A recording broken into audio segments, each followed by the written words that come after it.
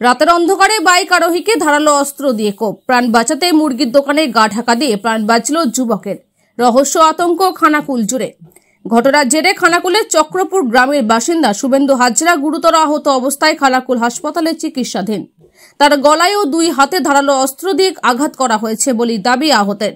শুভেন্দুর দাবি, গত সোমবার গভীর রাতে খানাকুলের শাহানপুর এলাকা দিয়ে বাইক নিয়ে বাড়ি ফেরার পথে হঠাৎই রাস্তায় তিন দুষ্কৃতী পথ আটকায়। বাইক দাঁড় করানোর সাথে সাথেই মোবাইল নিয়ে নেওয়া হয়, আর এরপরই তার গলা লক্ষ্য করে এলো পাথারি ধারালো অস্ত্র চালায় দুষ্কৃতীরা। নিজেকে বাঁচাতে কোনো ক্রমে আহত অবস্থায় দৌড়ে পাশের একটি মুরগির দোকানে আশ্রয় নিয়ে প্রাণ বাঁচাতে হয় তাকে। কি হয়েছিল বলতে, যেমন বাড়ি থেকে বেরোয় সেরকম বেরিয়েছিল। বেরোনোর পর রাত্রিবেলা 11:30-12টা নাগাদ রাস্তা দিয়ে ফিরছিল। ওই তোমার ওই সোনা টিগরির ওইদিকে একটা ঢালাই বোল্ডার রাস্তা আছে, ওইটা দিয়ে ফিরছিল। ফেরার সময় ওর সাথে কেউ জোনা চারেক ছিল বলছে, স্কুটিতে করেছিল। ওরা অ্যাটাক করেছিল, হাতে এই জায়গাটা মেরেছে, মানে ছুরি দিয়েই কোপ করেছে, পিঠে 6 জায়গায় কোপ করেছে, এরকম করে গেঁথেছে, গলা কেটে এখান থেকে এখানটা অবধি কেটে দিয়েছে। দিতে ও বাঁচার জন্য হয়তো মানে গলায় চেন পড়েছিল, হাতে আংটি পড়েছিল, সেই জন্য হয়তো ওরকম করেছিল। সে ও বাঁচার জন্য ও ছুটে পাশের বাড়িতে ঢুকে পড়েছিল, কিছুটা দূরে ছুটে এসে ঢুকে পড়েছিল। সেখান থেকে আমাদের মানে জামাইবাবু আরে ছিল, ওখানে আমার দিদি বাড়ি আছে, ওদের বাড়িতে গিয়ে পরিচয় দিতে যে আমি অমুকের সম্বন্ধে আমাকে এরকম আমার পুরো অ্যাটাক হয়েছে বলতে, ওনারা এবার জামাইবাবুদের বাড়ি দিয়ে যায়। আমরা বাড়ি থেকে খবর পাই 1:45 নাগাদ। তারপরে আমার ভাইকে উদ্ধার করি, ওখান থেকে মানে 2:30টার সময় করে উদ্ধার করে 3টের সময় হসপিটালে নিয়ে এসে ভর্তি করি খানাকুল হাসপাতালে। ও বাইকে যাচ্ছিল। কবে ঘটনাটা ঘটেছে? কাল রাত্রে। এখন কেমন আছে? এখন মোটামুটি মানে সেরকম কথা বলছে, হালকা। হসপিটালে ভর্তি আছে? হসপিটালে ভর্তি আছে। কারা করতে পারে এরকম, কেন করলো, কি মনে করছে? জানি না। কি করে ভাই আপনার? ভাই সোনার কাজ করে। কোথায়? বম্বে। কবে ফিরে এসেছে বাড়ি এসেছে ফাল্গুন মাসের মাঝামাঝি করে এসেছে। কিছু ছিনতাই মানে কিছু চুরি বা ছিনতাই গেছে ওখান থেকে? বলতে চুরি করতেই চেয়েছিল, হাতে আংটি ছিল, গলায় চেন ছিল, বাইক মানে ওকে বলেছিল যে যা আছে দিয়ে দে, ও হয়তো দিতে চায়নি, ধস্তাধস্তি করেছে, সেই কারণে হয়তো এরমভাবে অ্যাটাক করেছে ওকে। আর ও ছুটে পালিয়ে এসেছে, ওকে মেরেছে। দুষ্কৃতীরা কি যারা করেছে তারা কি তারা শুধু ফোন না কিছু নিতে পারেনি, শুধু ফোনটা নিয়ে নিয়েছে। ঠিক কোন জায়গাটায় হয়েছে এটা?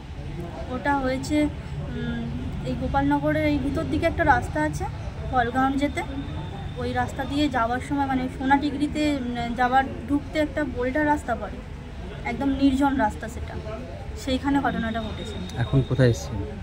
এখন থানায় এসেছি। লিখিত অভিযোগ করেছেন? হ্যাঁ। ভাইয়ের কি নাম আপনার? শুভেন্দু হাজরা। কোথায় বাড়ি? চক্রপুর। আপনার নাম? লাবণী হাজরা।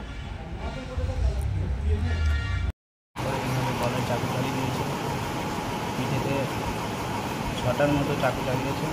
আমি একবার হাতে করে ধরতে গিয়েছিলাম, আমার বাড়ি চলে গেছে কেটে গেছে। তারপর ওরা নিজেরা আলোচনা করছিল যে আমাকে একবারে মেরে দেবে, সেই জন্য আমি অন্ধকারে ছুটে পালিয়ে গেলাম, বুঝতে পারেনি ওরা।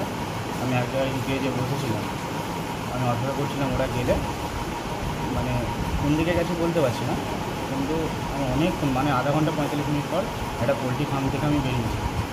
ওখান থেকে বেরিয়ে আমি জল ঝাঁপিয়ে, মানে একটা পানা পুকুর ছিল সামনে, জল ঝাঁপিয়ে আমি সামনে দুটো বাড়ি ছিল সেখানে যে দাঁড়িয়েছিলাম। ওখানে অনেক ডাকাডাকির পরে কেউ বেরোতে চায়নি, চট করে অনেক সবাই ভয় পেয়ে গেছিলো হয়তো। অনেক ডাকাডাকির পরে তারা বেরিয়েছিল।